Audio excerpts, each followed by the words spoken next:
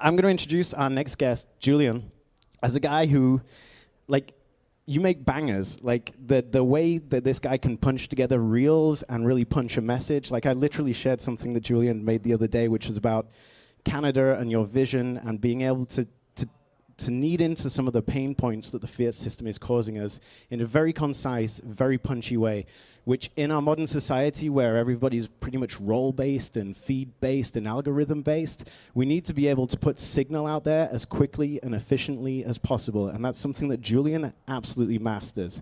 So that's why he's going to go through mastering Bitcoin in 60 seconds. How do we reach out to people and grab that attention that we need to be able to deliver to the point, concise and orange-pilled education to the masses? So I'd like to welcome on stage Julian Figueroa. Hey everyone, thanks so much for coming out. My name's Julian Figueroa. I've been running various sorts of YouTube channels, Instagram feeds, TikTok, all this stuff, all to do with education around Bitcoin and Austrian economics for the better part of about 3 years now. I have made 180 plus 60-second reels. You might have seen my face in one of them before. About 100,000 followers on all these things, 39 million views. And my Bitcoin journey basically was in 2016. I got into it as an investor. If anyone here has been in Bitcoin for a while, you know that eventually you own the asset, but eventually you want to become part of the wider community. So you look for a Bitcoin job, or you create your own Bitcoin business to kind of get deeper into this. And Bitcoin has a funny way of rooting out what you're really good at. And my thing I found was I've always liked storytelling, and I combine that with learning more about educating other people and then turning that into videos for people to try and orange pill. My biggest problem, and I imagine a lot of people here, you've all tried to orange pill a family member, but they don't have 2 hours to listen to you, or if they do, I feel sorry for them. But generally, we want to get our points across as quick as possible because nobody has all the time in the world to get orange pilled. I heard today that Ken Sim was saying something on a podcast, and it was getting clipped around. He was saying that like Bitcoin is the most important invention in the last 10,000 years. If you just step out for a second and you listen to that as somebody who's not a Bitcoiner, that is ridiculous. And even if I gave you an hour of my time, there's no way I could convince you in an hour that it's the most important invention in the last 10,000 years. Like, it doesn't matter how persuasive I am, how many talking points I give you, how great my PowerPoints or my podcasts are laid out. That is a journey that takes 10,000 hours, maybe 1,000 hours to get right. And so what I really like to start with when I introduce Bitcoin to other people is the simpler questions about what Bitcoin is. I'm not going to try and orange pill you to think that this is the best thing that's ever been created in 10,000 years in 60 seconds. I just want to address what are the biggest misconceptions about Bitcoin, what are the biggest misconceptions about the economy that people don't understand, what are the biggest misunderstandings around fiat, and figure out a way to not only be the guy that fixes the mistakes that people already have in their head, but be someone who can tell that story in a new way that, perhaps the general audiences out there watching on their phones when they're on the bus or at the airport or at home just haven't figured out how to do yet. So, long story short, I'm going to show you how I've done that and how it took me about 2-3 years to really figure out how to crack the code. And hopefully by the end of this, if you have any questions, if you are inspired or interested to do this yourself, I'll open it up for questions. But yeah, there's nothing more I would love to come out of this than somebody or a couple people in this room deciding to make their first video, their first 60-second pitch to the world as to why you should pay attention to Bitcoin. So here's the challenge, and here's why I do focus on the 60-second bit. There is a ton of content out here on Bitcoin that we already know of. We know podcasts, we know books. We've decided ourselves when we got into Bitcoin that we were going to spend the time to go through all these, pieces of lengthy material to educate ourselves. But we had someone that helped us make the first leap. And that's really what the short form content is all about. It's to help people make that first leap down the top of the funnel to the deeper content on Bitcoin that takes, several days, weeks, or months of understanding. The challenge with a lot of it is that a lot of people in this space right now that are teaching Bitcoin have been in it for a very long time. And so they don't want to go back to explaining really basic things to people. They kind of want to talk to people who want to get deep on Bitcoin, who want to talk about, is it core or is it not, that we should be paying attention to. And I feel that people think, oh, enough content already exists for the average person to figure out Bitcoin. If you didn't get it already, I don't know what to say to you. Satoshi has that quote, if you don't understand it, I don't have the time to explain it to you. there's new generations, Gen Alpha, Gen Z, all the time that are coming up, and they're not going to watch some 2013 video of Andreas Antonopoulos breaking, this stuff down. We constantly need more people to come out and explain Bitcoin from that fresh perspective in 25, 26, 27. That demand for this education in a new form is never going to go away. So I highly implore people to look into making it and to try and elevate voices that are teaching you stuff that you might have learned 10 years ago about Bitcoin.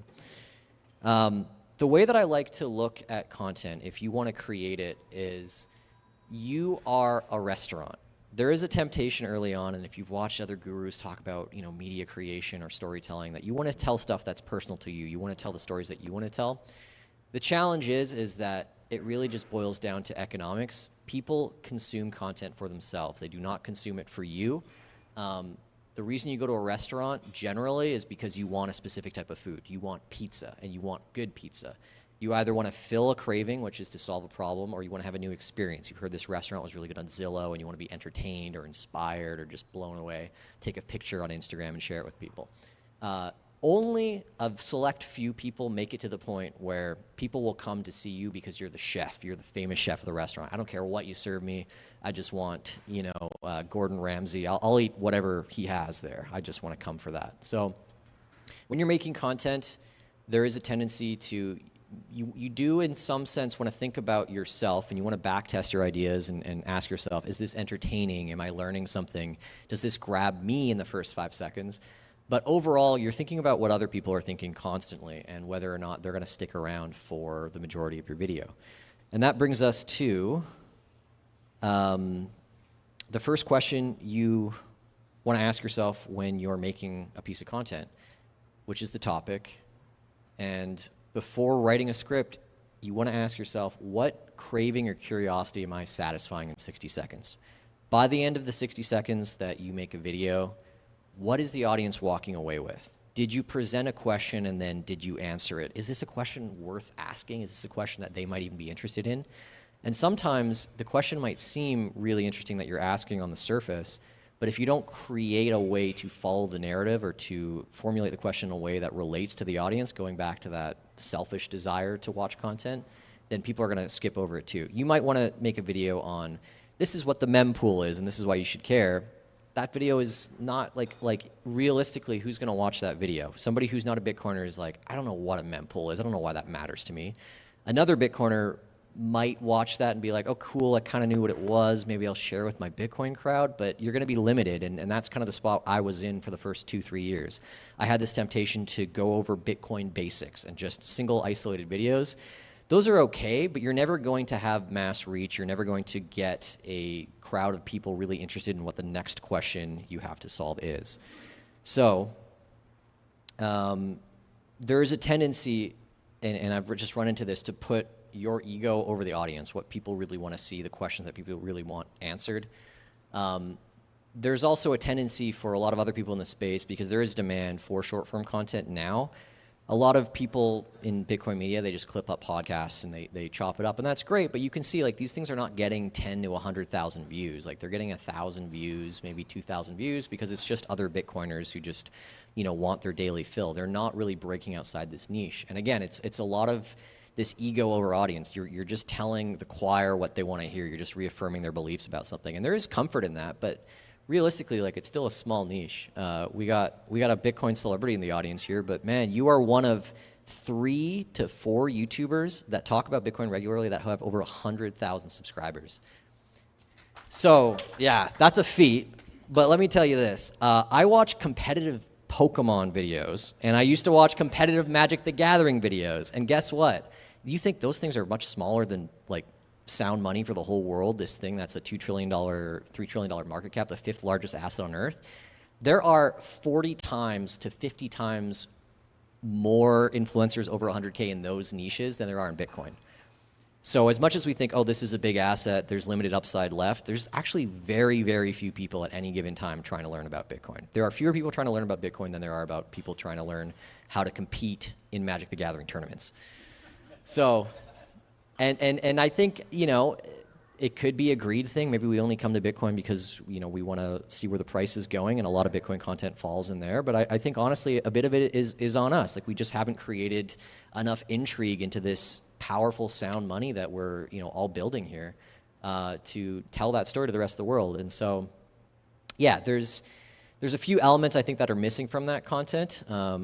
I don't think I perfected it, but I wanted to share what's worked with me to start getting my shorts on Bitcoin and economics out to 100,000 or 1 million people.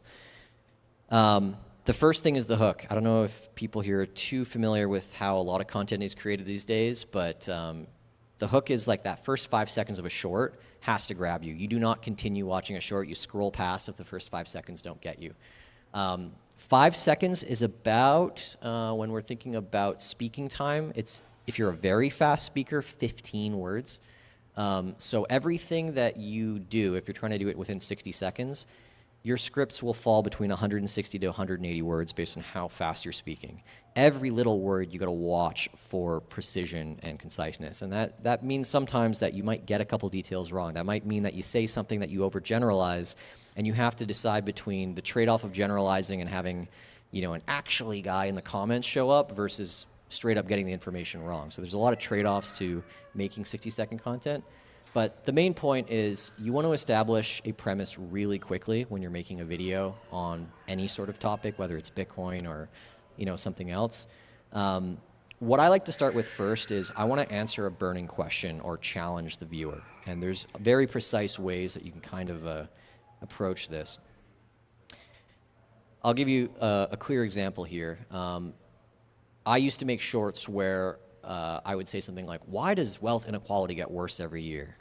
And that doesn't sound like too bad of a question. It doesn't sound like that's something I wouldn't want to know about. But it's vague, it's theoretical, and it doesn't really have an immediate visual. People are very visual creatures, so they want something to kind of tangibly sink their teeth into, or you want to say something that sets up maybe a visual in someone's mind, essentially. So how do we change this to make it a little bit better? It's a couple more words, and maybe it can be refined a little bit more. But you can change that question to something like, why does rent go up 10% a year, but paychecks only 5%? And people immediately say, oh yeah, I've been through that. Like, why does that happen? So specific examples create better mental pictures, but we can up it a notch too. So we don't have to just speak in percentages and abstracts. We can start speaking directly to audiences. When you incorporate you and your into your scripts, people immediately think you're talking to them. I know it's silly, you're behind a screen, it's a pre-recorded video, but people psychologically, when they hear the word you or your, they just tune in immediately. And this is just, it's psychology 101 essentially. But it's really important to put things like that in your script. So why does your rent go up faster than your paycheck? So have fun with the format. Sometimes the basic questions aren't enough, right? All of us in here are Bitcoiners for a reason. We all have hot takes on everything, and we go to the Thanksgiving dinners and our aunts are shocked that we think the government shouldn't be running healthcare, at the end of all this. But tap into that. We all have opinions outside the mainstream. We all have things that would maybe even get us fired. Tap into that if you're making some of this content. As long as you can back it up, it's stuff that people will start talking about. I just made a short recently that got a lot of attention where I basically said healthcare is not a human right, and I'm sick of dumb bartenders telling me it is. And I have everyone in the comments is just flaming me, but it got this really interesting conversation started as to what actually are rights. Can you be born with a right?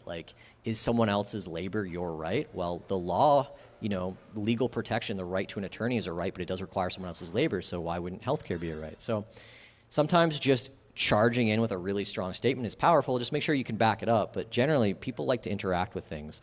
Your number one goal, if you're trying to get more views, you're trying to build a community, is you want people to engage with you in some way. And sometimes, as long as you believe in what you're saying, you're speaking honestly, use the controversy to your advantage. And then, as you've kind of gone over this conceptualizing, building the beginning part of your short, just proof check it. can you lose a couple words in that hook to really get into the meat of your script a little bit faster? Every single unnecessary word reduces retention. Sometimes you just might pick a simpler word with fewer syllables. I get to a point sometimes in my scripts where I'm not counting words, I'm counting syllables, because 170 words can look very different depending on what words you're using. Interest check. Would you stop scrolling for this piece of content? You don't have to get really fancy with a camera or anything. If you're speaking very clearly, you know, that is what people are looking for. Ian Carroll is this guy that I've been working with for a while. Some people might know him, but he does a lot of conspiracy content. But you can tell in his content, he always picks topics that just kind of leap out on you. He brings a really interesting claim, he backs it up with receipts, and then he's good to go. And then the last point here about proof checking your hook is study success.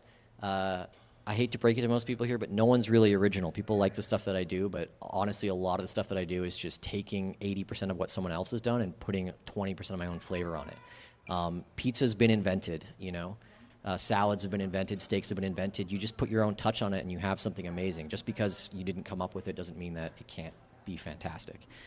So find outliers, and what an outlier is when you see something that someone's made and has far more views than they have subscribers. It means that for whatever reason the algorithm thought, this is an amazing piece of content, I don't care that this person doesn't have a massive audience, more people should see it. Study those, try and reverse engineer as to why it worked, and then try it yourself. So once you found your premise, once you found your hook, just make sure that you're paying it off. People don't like being misled. People also want to see your train of thought, so you don't want to go 70 words into a script and still not feel like it's tying into that initial premise, that promise that you've set up for the audience at the beginning. I always like to include at least one data point, stat, poll, so it doesn't just sound like a random rant. It sounds like I've done some research to back up my opinion. It also, like, one thing that I always say about when you're trying to find cool data points to put into your scripts, or when you're trying to convince somebody of like your little thesis, try and find something that's really interesting to share to people. Some of my best shorts have just been me rattling off just crazy facts about how terrible the Canadian economy is. And I've just heard other people, you know, share them, or they just share that because they're like, I can't believe how crappy things are. I can't believe how much fiat steals from us. I can't believe how messed up our political system is. Try and find those fun stats where you can, as long as they're truthful and they do back up your argument. And then try and find visual examples. You know, your body doesn't have to be you just breaking down theoretics with people. You can use a story to illustrate the point that you're trying to make as well. I've done shorts about what is the Cobra effect. The Cobra effect is basically, you know, every decision that a centralized organization makes will have unintended consequences that are sometimes very hard to see until very deep down the line. That short did really well because I think it was just incorporating a story about, you know, cobras and the first kind of way that phrase came about.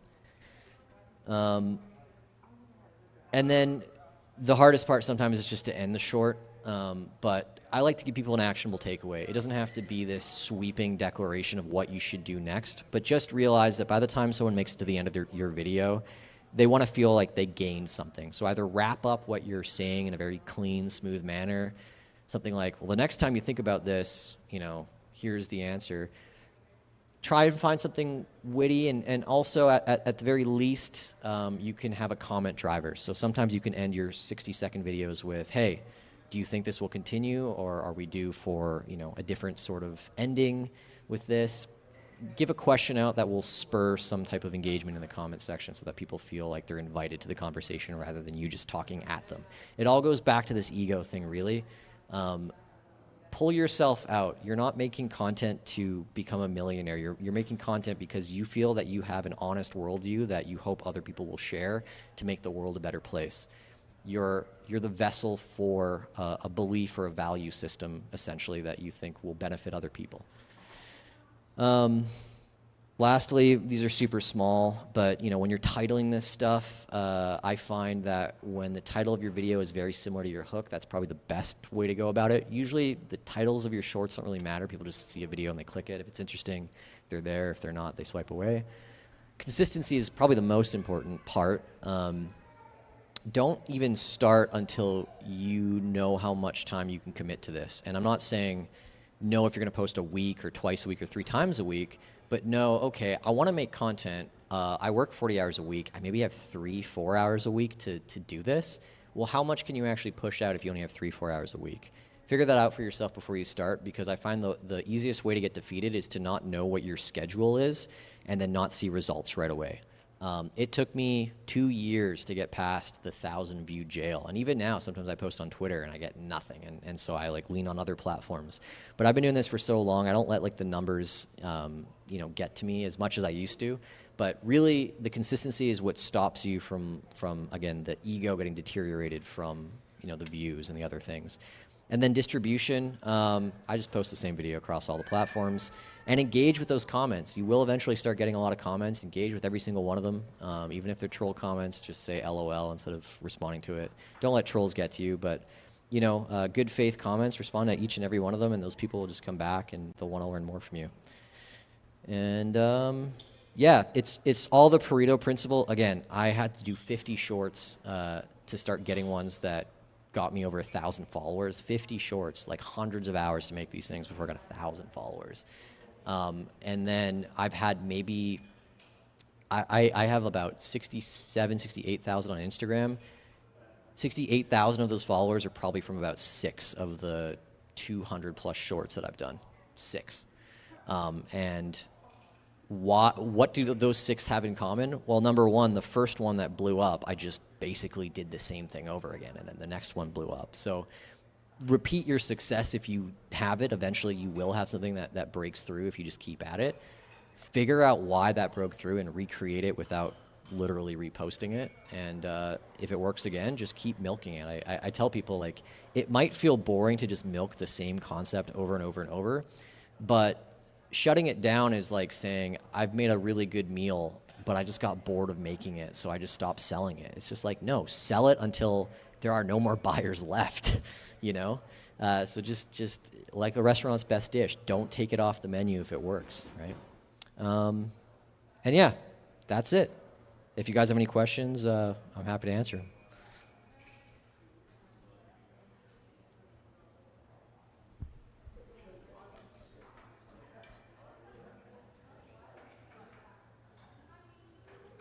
Oh, that's a good one. I'm trying to think of the first really one that broke out.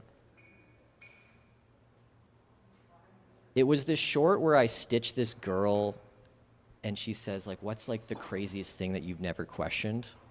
And I basically start with just like mild things, like, why do they teach us cursive in school? And then I go to like, why do we pay taxes if they can just print money?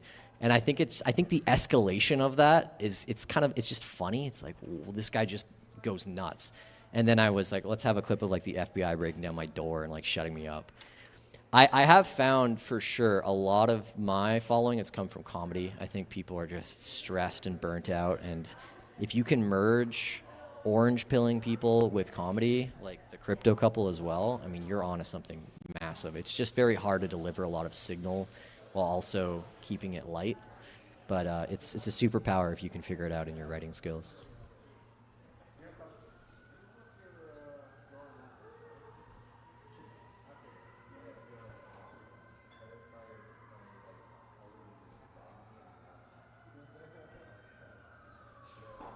It's a really good question.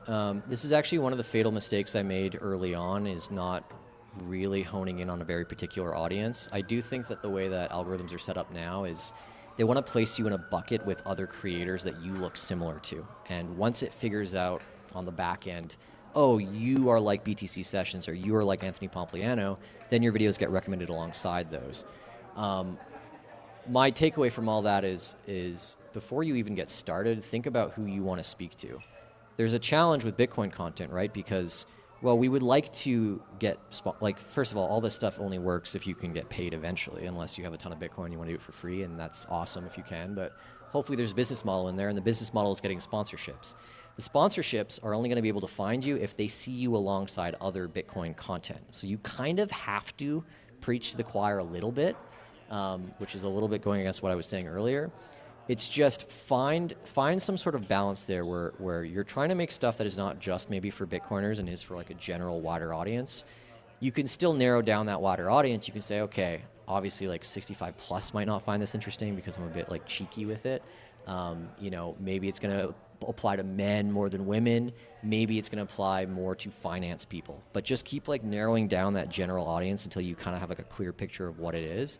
And then you can bounce between making stuff for that audience and then for the hardcore Bitcoiners. You'll balance it. You'll just have to be okay with that. The Bitcoin heavy content, if you want to get into it, is not going to perform as well as sort of like the general, maybe speaking to the finance niche content.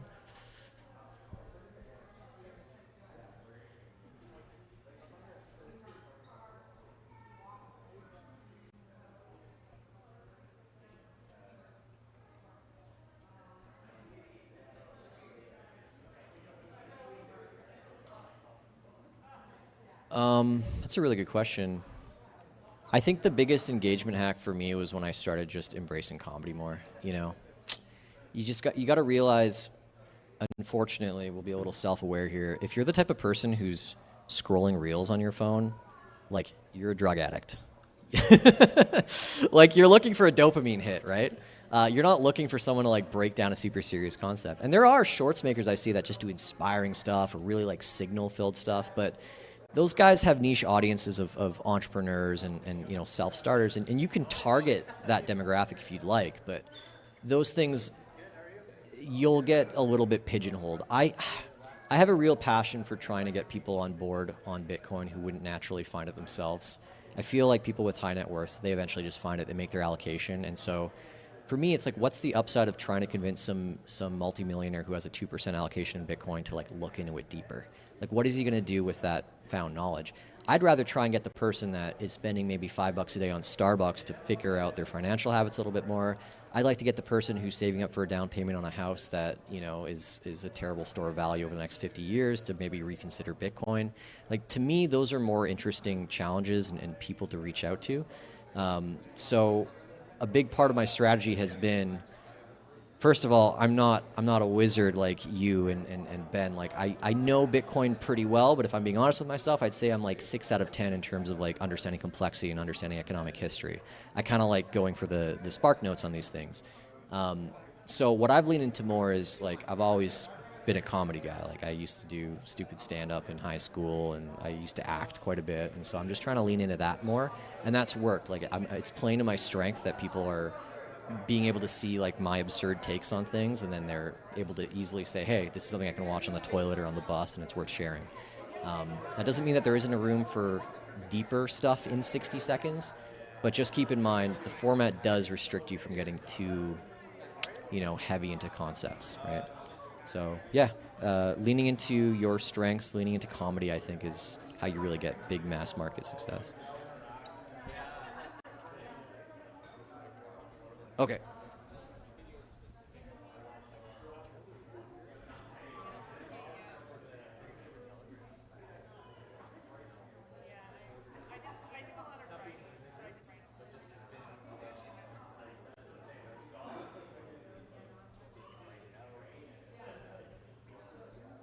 Yeah, like are you in specific like non-Bitcoin Facebook groups trying to get them to come to Bitcoin stuff, or what's the?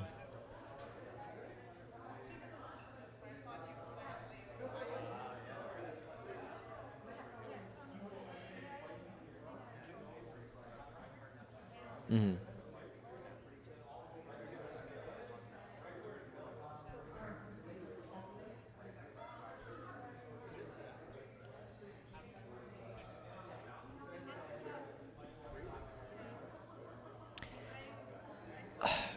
Share my videos. No, but honestly, like, it's all, you gotta go just back to selfishness and ego. Like, people are not gonna come to your events for you generally. They want to extract value out of something. How can you appeal to someone's selfishness and lead them down a path to Bitcoin? Unfortunately, that's just how we are as consumers of media. Like, we want to gain something out of something, right? So it's good to share, I think, short clips, long clips that you think will change someone, like anything that's titled. I share anything with like Lynn Alden, for example, because she can sit down and she can just break down these concepts and she can explain why it matters to you very well. I don't share as much Michael Saylor now because he gets so theoretical that by the end of like a 20-minute rant, sometimes he hasn't said the word you, right? So I'm like, why am I watching this? Like, just to feel smarter? But like, most people are just not going to consume that because they don't see how it's relevant to themselves. Find people that, you know, hack into some of this psychology, share that content, and then I think you're going to start getting people really interested to learn more. Yeah. Last one.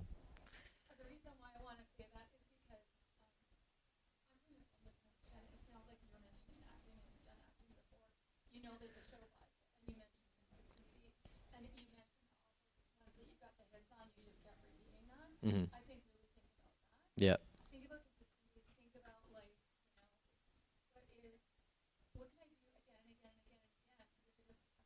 Mm-hmm.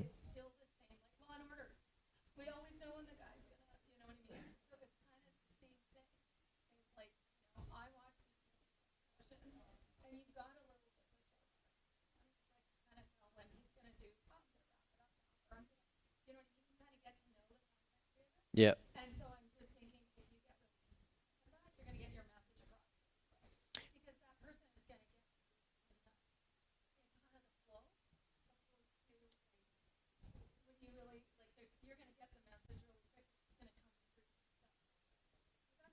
Yeah, people are very routine oriented. This is why a lot of people right now are unsatisfied with the state of streaming is because like well you're dropping entire seasons or I don't know when the episodes go live, or they go live at midnight or something. No, people like to have their time to sit and watch shows. There's 1,000, 2,000, 3,000 people that say, "Hey, I'm going to cook dinner and then sit down and watch BTC sessions in front of the TV with." There is 100%. There is, right? It's just people are just animals of routine, and it's like once you can start to establish that, the earlier you can establish that with an audience, the better you're going to be off. So, yeah. Thanks, guys. Appreciate it.